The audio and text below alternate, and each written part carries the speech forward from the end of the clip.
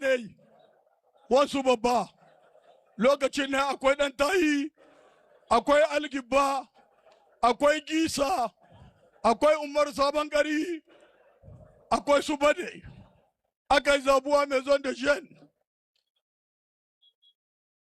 Algibbas na nan natawa yana da ƙari sosai, umar sabon gari ya hito da Ghana yana da ƙari sosai, bade ya hito da Ghana yana da ƙari sosai, suka dade su hito da nan yamma aka gamu, da aka yi zabuwa daga dade da ɗan tahi ba su yi kaye ba.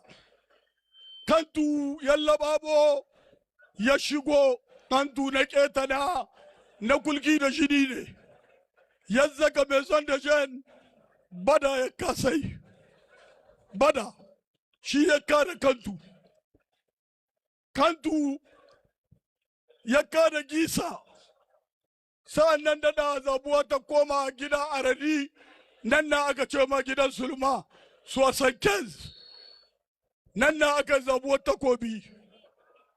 Waɗangaren waɗi su umaru su abin ga sarwa ba su shiga ba, amma bade ya shiga, na an ka kada shi. Kantu ya ci takobi sosankez, su da raba guntun kasa sun kai final. Kantu ya ci takobi ya tare shi baradi. Jama'a gaba gare mu muna mai son da janna, ni ina bibliotek lokacin akwai Muhammadu ɗan sarki, akwai Bube mai tambola, akwai Bebe yana nan mai son da janna yana bada hoto, mu ne ke amsa kuɗin zabuwa bakin kowa. Kenan yan zabuwa da duk sun ka saka tawo mun san su. An koma gidan sulma yanzu an yi zabuwa an wace zabuwa ta ci gaba. Ita ta kuka gani an ka fara sosan kyan lokacin margari Allah shi kanshi kunce ta kai har yau. Kwanan baya aka cika shekara 50 nan tawa inda an ka fara ta. Kuma Allah ya sa tawa yau ta zara fondasiyon ta taro duka na ƙasa don mutane su sani. Ɗazu abokina Kwado yana turanci, to mu turanci mun koye shi da daɗewa tun gidan juju ada ya koyi horon shi inda aka durwa. Ɗazu yana hodin wani abu da turanci, kama kana hodi, ni ma ni gilma, ni ma na hodi. to kace mi wani mu ji abin da kace Kwado. Abin da na ce, eh, 600 cigare, 600 euro, 600. Ni kuwa ni ce ma si 600 morceaux de bois, le travail sera vite au complet. Adambe, tout danser, j'y couché au grand cabaret sans souper. Wannan ba kowa ya rubuta shi ba, kuma ni ce la vie sur un épi, elle brûle ses plumes, elle fait le pas. Cet épi m'appartient, dit la vie, richesse. Je ne veux que mi soit le plus de la vie. Wanda bakin turanci da ce ya tsuntsuwa bisa zangarniya da ta kona hukanta ta tuma ta ce wai wanda zangarniya ta wata Allah sa zangarniya ta zai tsuntsuwa. Na gode muku jama'a, merci. Merci beaucoup. Kun ga an yi turanci irin nada, irin mai ƙari, dan yanzu babu turanci. C'est moi qui ai fait ba a ce haka turanci. Mu mun koye shi mu yi interpret saboda mu iya shi, wanda duk ya sha shi a laver na muna tada shi. Merci. To ga kawai. C'est bon. Anas. Nous. Aka adakanta. Adakanta. To adakanta jama'a. Adakanta. Makada adakanta. Kai sani. Kai bari kai. Nous assistons à l'arrivée de Madame la secrétaire générale adjointe du ministère de la Jeunesse, des Sports et de la Culture. Le ministre de la Santé publique, le gouverneur de la région d'Ottawa, le président de la Fédération nigérienne de lutte, le SG de RTL, Niger, l'AD, l'administrateur délégué de la ville de Tawa, les membres du conseil, les membres du CNSP, ministre de la Santé, membres du CNSP, accompagne la secrétaire générale adjointe du ministère de la Jeunesse, des Sports et de la Culture.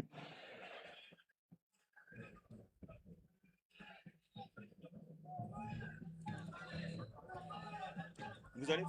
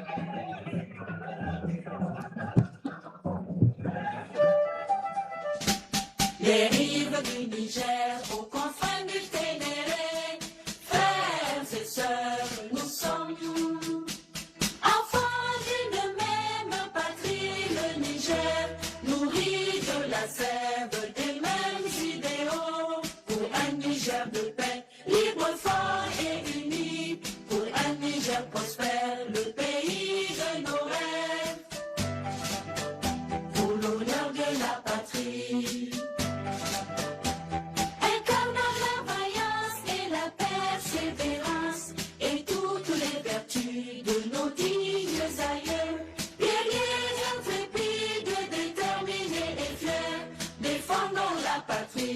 Au prix de notre sang, faisons du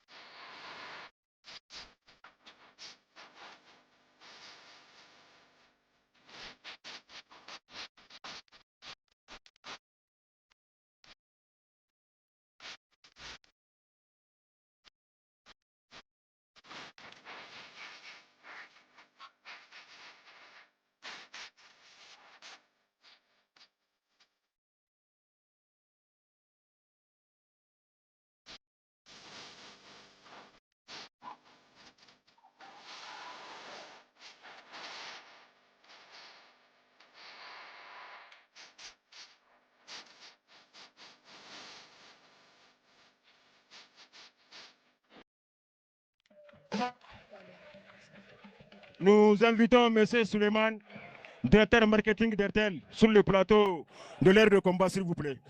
Oui, mesdames, messieurs, avant d'entamer le combat à proprement dit, nous avons un plateau de quelques minutes avec M. Suleiman Alhaji Ouma, directeur marketing d'Airtel, avec lequel nous allons passer au crible les actions, la mission et les objectifs assignés à cette institution, oh combien de fois, en tout cas importante, qui aujourd'hui fête son 25e anniversaire. Alors nous attendons M. Suleiman dans cette splendide arène Hamid El-Medere, construite en 1982 à la faveur du 8e championnat national du sabre et rénovée complètement il y a quelques mois, en 2025, pour le réalisateur a exigé que vous vous asseyez ici. Cette même position, on n'en touche pas. Ce sont les exigences de notre audiovisuel. Et moi, je m'installe là. Voilà, donc, excusez-nous, peut-être que nous sommes en biais. C'est l'exigence de choses. Alors, nous allons partir. Monsieur Suleiman, bonjour. Je ne vais pas vous souhaiter la bienvenue ici puisque vous êtes l'instigateur du déplacement de tout ce beau monde ici. Et l'occasion, elle est simple. Il s'agit d'Airtel Niger. Depuis 3 jours, on va dire, on enlève la compétition d'heure. Vous étiez là depuis mercredi. Alors, beaucoup de choses se sont passées. Alors, à ce deuxième jour, M. Suleiman, quelle est votre impression par rapport à cet événement? Merci Kodo. Sous votre permission, permettez-moi de dire bonsoir et bienvenue à son Excellence Monsieur le ministre de la Santé publique, accompagné de sa délégation, une forte délégation d'ailleurs. C'est un honneur pour nous véritablement de vous avoir dans cette arène sous l'impulsion et l'engagement du gouverneur de la région de Tawa, capitale de la refondation. Merci pour votre présence à nos côtés. Issouf Kodo, nous sommes là depuis 3 jours pour Airtel Coco à 6e édition. Cette édition, elle est symbolique. Pourquoi? Parce que nous sommes en train de célébrer le 25e anniversaire d'Airtel Niger.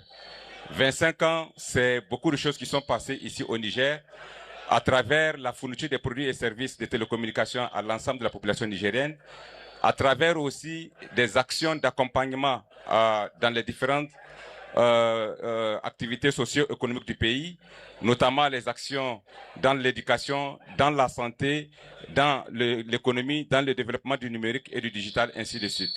Donc c'est vraiment une fierté pour nous, cette 6e édition qui coïncide avec les 25 ans d'Airtel Niger, qui aussi, pourquoi le choix de Tawa? Parce que Tawa aussi a abrité il y a 6 mois de cela les 52 ans de la lutte traditionnelle au Niger qui a vu naître ici à Tawa en 1976. Donc voilà en tout cas les raisons pour nous et nous sommes vraiment beaucoup fiers pour cette édition, pour l'engouement que ça donne ici à Tawa. Exactement, c'était en février 1975. Alors, 5 départements y avaient pris part. Je dis bien 5 sur les 7.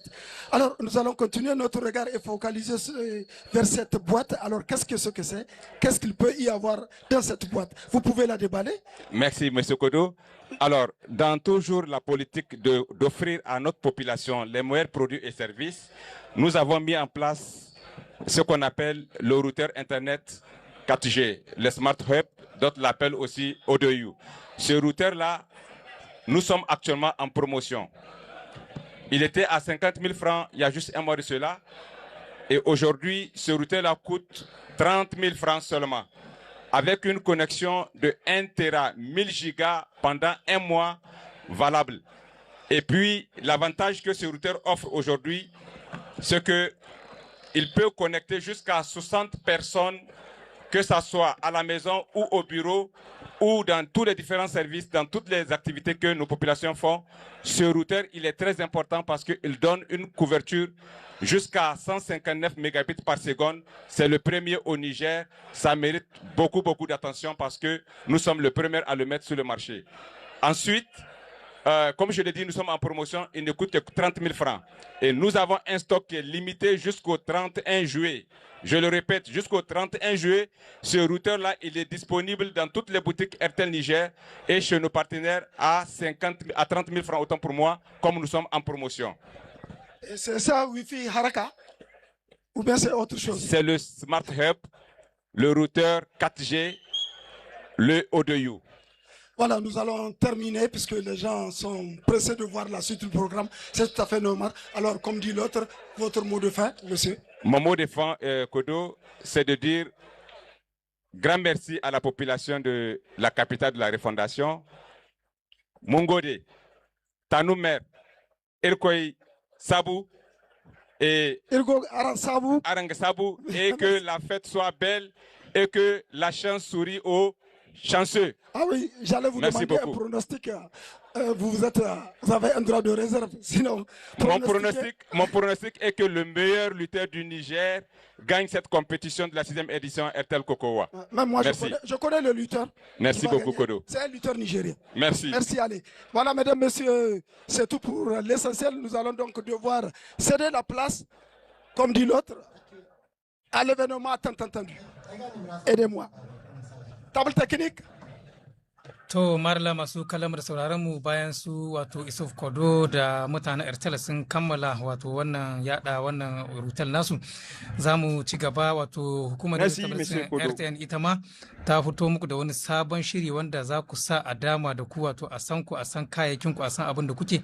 Shirin da ta ma lakabi da wato gashi nan, wato shirye-shiryen da guda 5, akwai sponsor officiel, akwai sponsor national, akwai diamant, akwai zinariya, akwai nous allons inviter les 9 lutteurs qui sont tombés hier. Yan kokon nan tara da sun ka faɗi shi a su shigo hili. Daidai abin da kuka zuba wato shine za a baku, wato shine aka kasafta su a kashi 5. Saboda haka sai ku gaggawa ku zo ku kulla hulɗa da wato RTN domin samun wannan garabasa, kuma har zuwa ƙarshen watan Juye wato za ku iya samun ita wannan garabasa. Rabi Abdu kan kura. Kuma Allah har ila dai a nan Isiyaku Musa. Kokowa na Hamidin Mai Umaru Hassan. Muna gayyatar ko muna kira zuwa ga manyan 'yan kasuwa da ma ƙanana wato na jihar Tawa su zo domin wato kawo tallarsu da kuma wato dukkanin wani abin da suka ga zai iya fito da su. Wato RTN na jiran su domin wato a yada su, a san abin da suke, a san abin da suke saidawa domin samun wato alheri mai yawa.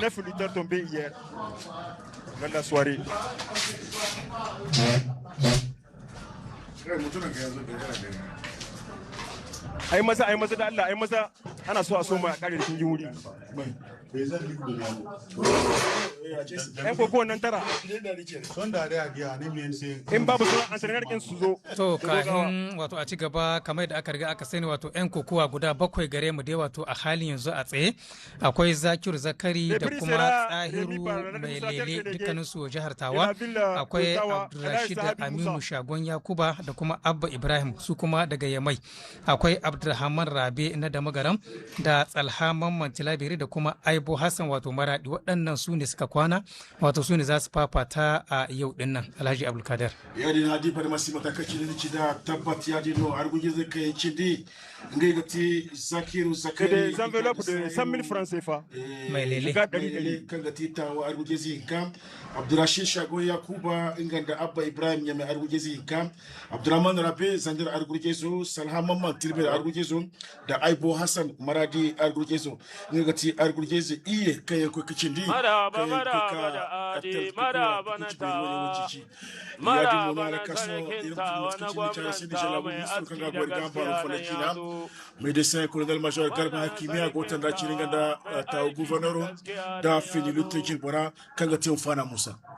Haka ne, ministan kiwon lahiyar al'umma wato medecin colonel major Garba Hakimi ya kawo ziyara wato a nan jihar Tawa, saboda haka ya ce shi ma ba za a yi wannan wato wasa a bayan sa wato ya zo tare da gwamnan jihar wato Tawa domin halartar wannan wato wasanni.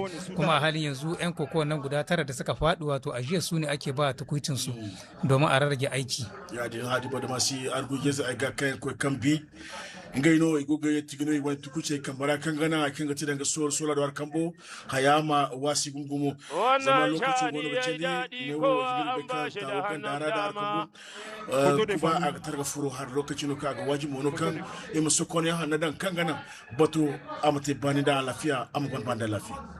Haka ne Alhaji Abdulkadir gashi na an kammala ba da tukuicin kuma za a yi foto wato foto da fami kenan na wato dan na tarihi kenan aje wannan wato aje kenan haka zalika Alhaji Abdulkadir kada mu manta da manyan wato ma'abuta wasan kokon gargajiya masu kawo gudunmuwarsu irin su Baba Alhaji Hamza Ahmadu mai nasara wato uban marayu ba a madadin shi dukkan al'ummar Jibale muna tura musu dubin gaisuwa da fata suna bai da mu aji da wani lokaci. Tabbat.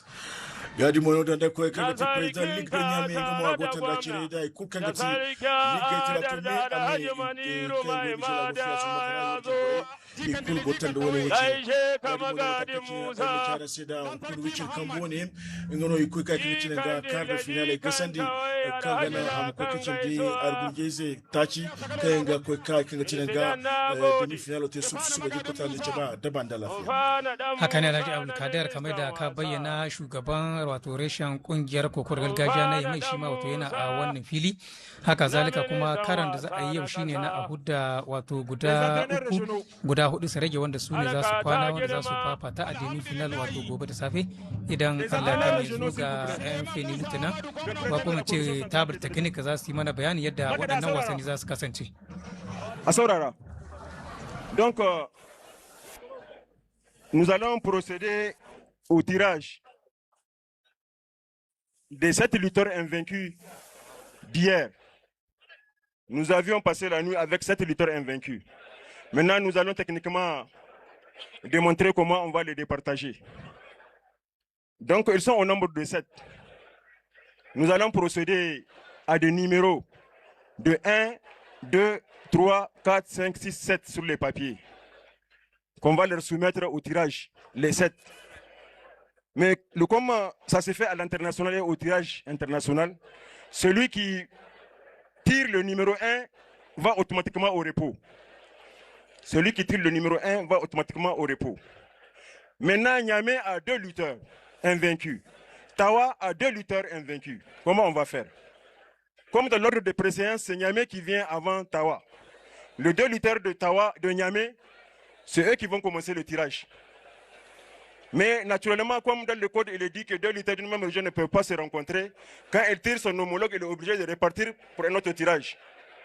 Si on finit de tirer les 6 en les départageant, maintenant on va donner directement l'ordre de passage pour le combat. Là aussi, comme ça s'est fait à l'international, on va aller vers le bas. Le 7, ceinture orange, va lutter avec le 6, ceinture verte. Le 5, ceinture orange, va lutter avec le 4, ceinture verte. Le 3, ceinture orange, va lutter avec le 2, ceinture verte. On va dégager les 3 lutteurs invaincus qui vont rejoindre celui qui est allé au repos pour les 2 demi-finales de demain matin, si Dieu nous prête longue vie. Donc voilà comment ça va être comme tirage. Oui. أعوذ بالله من الشيطان الرجيم بسم الله الرحمن الرحيم لا إله إلا أنت سبحانك إني كنت من الظالمين ربنا آتنا في الدنيا حسنة وفي الآخرة حسنة وقنا عذاب النار ومن يتوكل على الله فهو حسبه إن الله بالغ أمري قد جعل الله عن كل شيء قدرا ربنا ولا تحملنا ما لا طاقة لنا به واعف عنا واغفر لنا وارحمنا أنت مولانا فانصرنا على القوم الكافرين نيجر الله يسأل نيجر أكن كاهراوا zani fasara kamar abin da faɗi da Hausa tiraj wanda zamu yi mun kwana da mutum bakwai wanda muka kwana da su na jahohi daban-daban ne akwai jihar Yamai tana da mutum 2 shine Abba Ibrahim da Abdulrashid Shagon Yakuba Tawana da mutum 2 shine Zakiru Zakari da Ba'illele Tsahiru Ba'illele akwai Maradi tana da Aibu Hassan dan kokowa guda Tilabe tana da guda shine Tsalha Mamman akwai Abdurrahman Rabe shine na Zandar kenan dan kokowa guda 7 dole dan kokowa guda sai ya dauko hutu a kaidance irin wannan tirajin lamba 7 ne lamba 7 lamba 1 wanda ya ɗauko lamba 1 ba zai kokowa ba, ya yi qualifier demi final.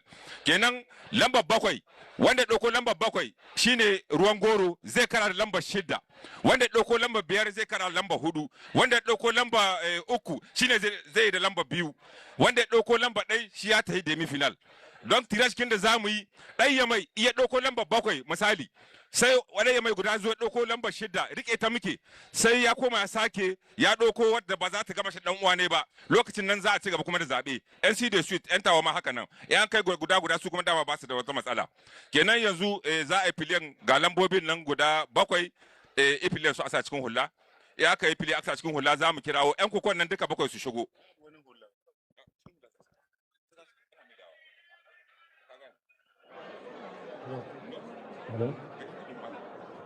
Batun da ka haɗe ya zo daidai, Ali zan gina kasan daidai. Haraka ta girma har da mutanen galmi. Haraka ta girma har da mutanen galmi na ga Yahuza. Ɗan galmi na saran kuɗi. Sarkin yakin kyauta. Ɗan galmi ƙanan ɗan iya. Na da Umar dan iya. Gaishe ka magadi Isa, Ubangidan Zakiru na gode. Alhamdulillah. Ubangidan Zakiru na gode. Haji dan Mano na godiya, Sakalo na godiya. Na san daɗi ne kuma na san garka ta galmi. Barka da zuwa dan Isa. Na da Haji Sibo na gode. Haji ya abu shi na saurari. Biyadi illa biyadi. Haji Isa. Jiya na yi kira ba ka zo ba na adai rahaina. Ya Aliyo. Ka zo ka ɗebe mana madda kuɗi ɗan garmi nasaran kuɗi. Ka raba mu da babban kewa hilintawa. Yanzu da mun koma gida ma da sai gona lokacin noma na. Kowa ya zo. A da shirya ta da kyau ta daidai. A ƙasa. Na gwamnati suna na hili. Wannan naɗin ma antrenor na jiha su suka yi su. Sarki Adonai ya zo. Ga sunan an wurashi ƙasa. Rashid Shagon Yakuba. Shagon Yakuba. Kun ji abin da mun ka hudu. Alhaji Yakuba da gwal. Alhaji Yakuba da gwal. Doki ɗai guda hudu. Ya ɗauko lamba 7, numero 7. Abba Ibrahim. Jikan sarki ya san mai kwanni. Abba numero 2. Nyame ba ta da matsala. Tawa Zakiru Zakari. Illela sarkin Adar.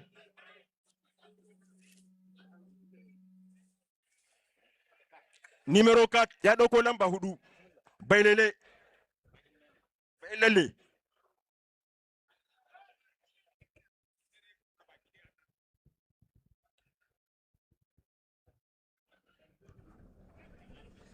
Bailele ya ɗauko lamba 6. Bailele lambai da tara sambu. Maradi. Aibo Hassan. Aibo Hassan.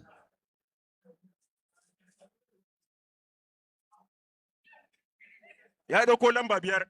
Aibo Hassan lambu gwantara sambu. Sarahan Mamman Tilaberi.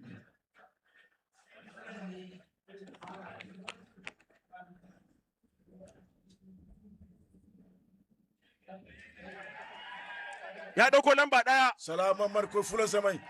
Tilbera Abuja Gano lamba fa. Salaman Mango Subana ga gurje jirko ta ce bare banda lafiya.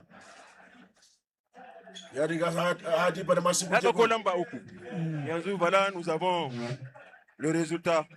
Premier combat, Chago. Deuxième combat, Aibo Zakari. Troisième combat, Rabé Abba Ibrahim. Takarda ta raba su Adam. Ha. Allah gurje gono. Kun ji yanda zaɓe ya kasance. Abdurrashid Shago Yakuba nganda Sairu Bailele ngeno gurje so. Iban daga Zakiru Zakari. Nganda Aibo Hassan ngeno gurje. Iban daga Sairu Salha nganda Abdurrahman Rabe. Monsieur Mahamadou. Point focal Mahamadou. Monsieur Mahamadou point focal. Wallahi hadi gurje gono ay bo Hassan Zakir Zakari ba a hodi wallahi gurje gono la final avant la final wallahi filin kokowa kwa tafarkalla ya cika tambal matakan tsaro kuma ga sunan